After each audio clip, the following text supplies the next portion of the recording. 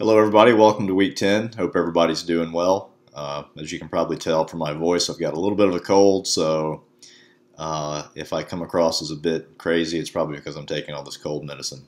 But anyway, hope everybody's doing well. A couple announcements to get us started. First, I posted your midterm grades, so they should be accessible in Canvas. If you guys have any questions about that, you can't see them, let me know, and I'll be happy to talk to you about those. The next thing is that as this is week 10 and we're getting close to week 15, the end of the semester, I posted your final paper assignment on Canvas. It's under the Files tab. And essentially what I'm asking you guys to do is I'm asking you to choose two thinkers from the class that we've talked about. So like Plato, Aristotle, Hobbes, and then even some we haven't talked about yet, but we will talk about before the end of the class, like Mill or Nietzsche or the Federalists who wrote, the framers of the U.S. Constitution, essentially. Choose two of those thinkers, and then I want you to compare them and their ideas in regards to one particular topic or one particular theme. And on the paper, it has those topics listed, like justice, right?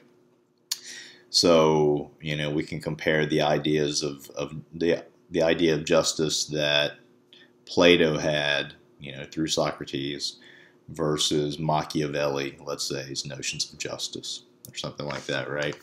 So you can sort of mix and match. I tried to keep the topics broad enough that pretty much every thinker that we've talked about has addressed it in some sense. So like, what is the role of government? Well, for Hobbes, it's to keep us from killing each other. For Aristotle, the purpose of government is to ensure human flourishing or to promote human flourishing, right? So something like that. So I want you guys to, first I want you to describe, their position. This is Aristotle's position about the purpose of government. This is Machiavelli's idea about the purpose of government. And then I want you to compare them and contrast them, right? So talk about the similarities and the differences. And then finally, the final thing I want you guys to do in conclusion is to say, why that particular idea, or why this debate between Aristotle and Machiavelli is important to contemporary politics. What role does, the idea of justice play in American politics or in international politics, if you want? So that's the general idea. I have all the deadlines listed on there. I will read drafts, but I want you guys to get them to me by November the 30th. If you get them to me after that, I won't have time to read them and get them back to you in time for you to turn in your paper. So yeah, look that over, and if you have questions on it, let me know. Also, we have quiz 3 coming up this week. I'll post it on Friday morning at 7 a.m. It'll be open until midnight on Saturday. So please take that, and it will cover all the material from whatever the last quiz we had was, quiz 2, up until now. So whatever came after quiz 2 up until now, that's what we'll be covering on quiz 3. Okay, so let's talk about Locke, right? Our good buddy John Locke. Life, liberty, and the pursuit of oh wait, no, that happened later. Life, liberty, and property, right?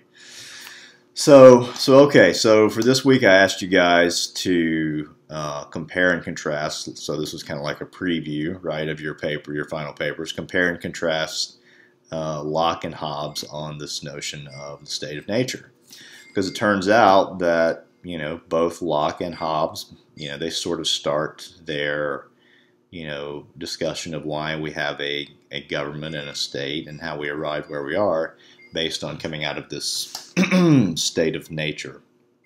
All right, now some people have actually argued, this is just sort of a piece of trivia, some people have argued that Locke was not saying this theoretically, but Locke was actually saying, and this is like the historical account of what actually happened, right? So rather than being in the Garden of Eden, we were actually sort of in the state of nature, right? And we,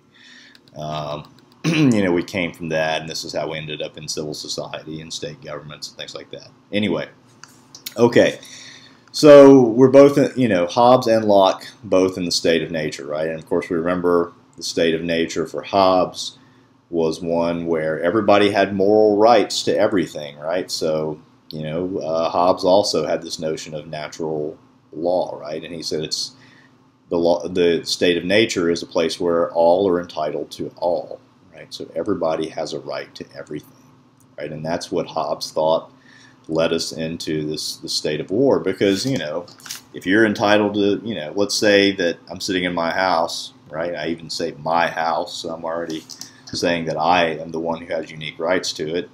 But you can just walk into my house and just pick something up, right? You pick up my computer and take it away. Well, what's going to happen if somebody off the street walks into my house and takes my computer, right? I'm probably going to be upset about that, and I'm going to fight back. At least that's what Hobbes thinks, right? So that's kind of the notion of what leads us into this state of war. And of course, Hobbes' solution to that was, we surrender all of our rights that we have to this great sovereign power, who, you know, says it's illegal for somebody to come into your house and steal your computer, or otherwise they will be, you know, have their hands chopped off, or some sort of punishment like that. So Locke has sort of a similar idea, right? I've heard some people refer to Locke as Hobbes in drag. I'm not sure that I completely agree with that idea, but there are some similarities, right? And we'll talk about those, and we'll talk about the differences too, right? Because Locke does believe that we're sort of in the state of nature. And Locke also believes that we have natural rights. Among those are the right to life, the right to liberty, and the right to property, right?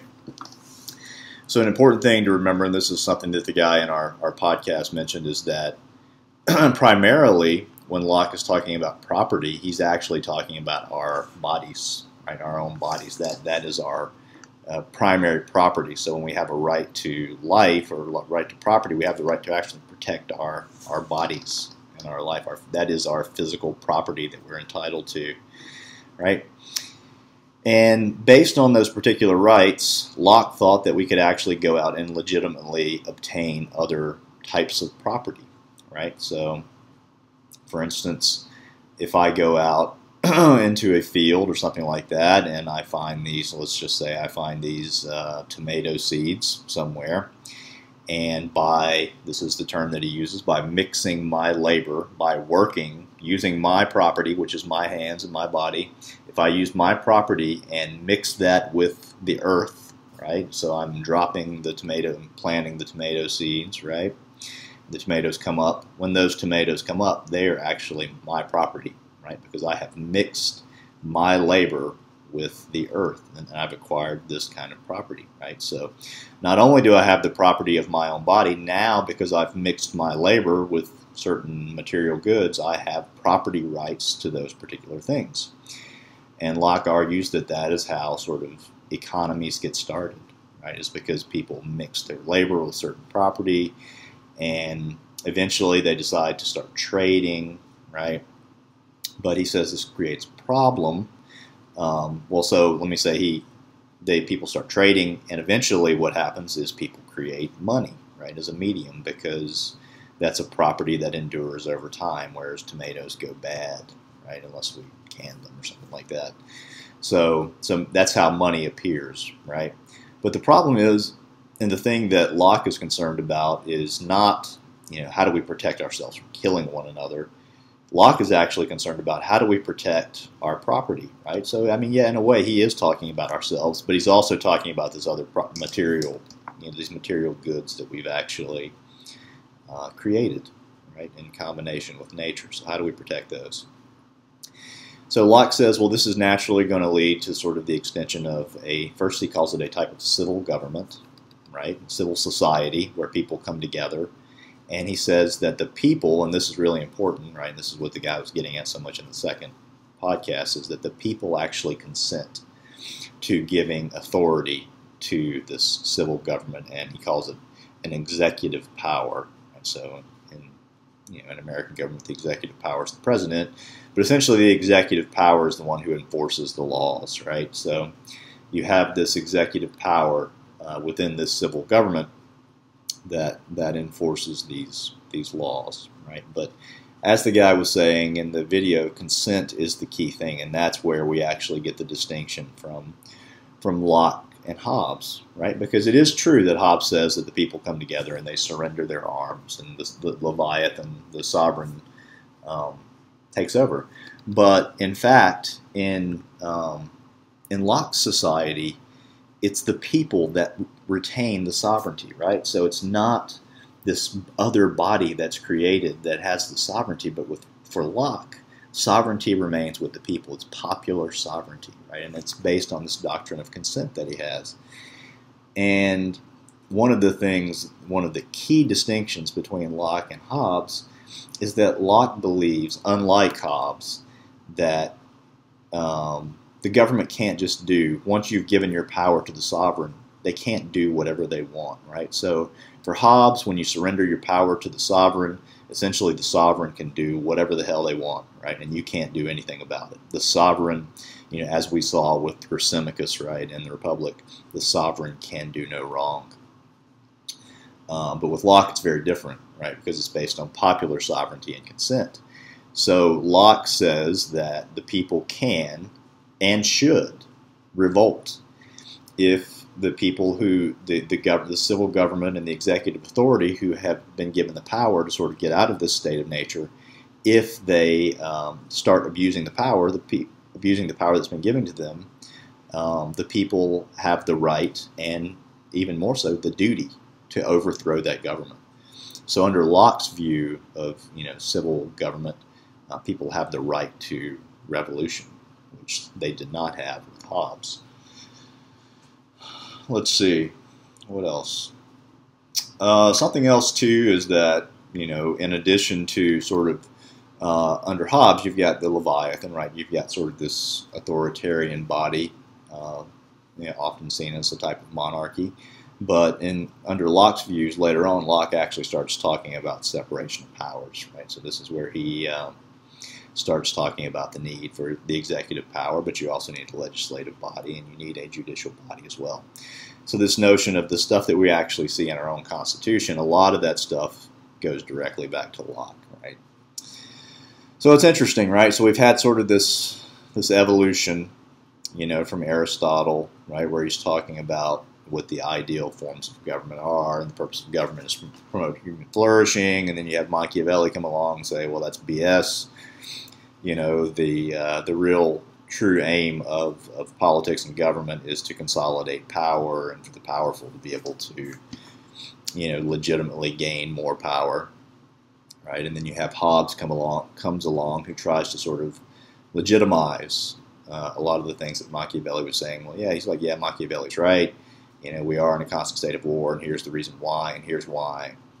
Here's my explanation for why what Machiavelli is saying is actually right. And then you have Locke come along, right? And Locke is, in a way, it's interesting because it's sort of like coming full circle, because Locke, he's taking some of the innovations of Hobbes, right? So the state of nature, natural law, but he's actually using that to try to tie back to what Aristotle was saying earlier about when he was talking about the different forms of government and how sort of a constitutional government, right, that has this sort of mixed elements of government and separation of powers is actually the way to go. So in a lot of ways you can see Locke is like trying to sort of combine these two disparate threads of sort of Aristotle, classical forms of government and republicanism, with the more natural law, Hobbesian view. Right? So it's kind of like a hybrid between classical and natural law. So anyway, yeah, very interesting, right? And obviously very influential. It's not a coincidence that we have in our Declaration of Independence, we hold these truths to be self-evident, meaning that they're natural laws. Which is exactly what Locke was getting at. And it is interesting that Jefferson actually changed, this kind of goes back to my earlier point, Jefferson changed life, liberty, and property to life, liberty, and the pursuit of happiness. And of course we remember who was it that was actually talking about happiness, right, as the ultimate goal of government. It was Aristotle. Right? So Jefferson perhaps even takes the next step after Locke and is more explicit by saying that, it's not just life, liberty, and property, but there is this element of eudaimonia and happiness that people need to sort of flourish in society. I think that's pretty much it. A couple of other things to keep in mind, right, is like it is important to think about the driving forces, regarding human nature because that's another distinction between Hobbes and Locke is they had slightly different views of human nature, right? And I heard a lot of people, or I read a lot of people in the discussion saying that Locke just seemed to be a more gentler, kinder version of Hobbes, right? And I suppose there's some truth to that, glass half full versus glass half empty. But remember that there were two forces, according to Hobbes, that were driving human nature, right? And they were fear and pride. Right? Those were the two things that were driving human nature. But Locke had a slightly different perspective, right? According to Locke, what motivated human beings was man as a social animal. So there's this, desire for camaraderie and things like that.